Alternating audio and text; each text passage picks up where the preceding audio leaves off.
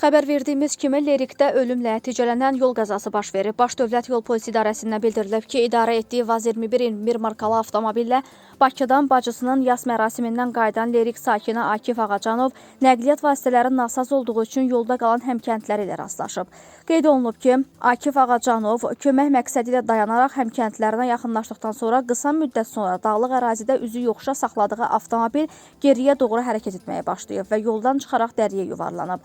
Nəticədə avtomobildə olan sərnişin, sürücünün digər bacısı aldığı xəsarətlərdən hadisə yerində həyatını itirib. İlk baxışdan təsadüfi hadisəyə bənzəsə də əslində dağlıq relyefdə dayandırılmış avtomobillə bağlı zəruri təhlükəsizlik tədbirlərinin görülüb-görülmədiyi, mühərrikin söndürülüb-söndürülmədiyi, duracaq tormoz sisteminin qoşulub-qoşulmadığı, həmin sistemin ümumilikdə avtomobilin saz vəziyyətdə olub-olmaması kimi sualların meydana gəlməsi hadisəsinin ehtiyatsızlıqdan qaynaqlandığı ehtimalını yaradır. Baş Dövlət Yol Polisi İdarəsi bir ailənin faciəsi ilə nəticələnən sözü gedən yol qəzasının xüsusatlarını sürücülərin diqqətinə çatdırmaqla bir daha onları yaşanmış acı təcrübədən düzgün nəticə çıxarmağa, təhlükəsizlik qaydalarına qeyd-şərtsiz əməl etməyə çağırır.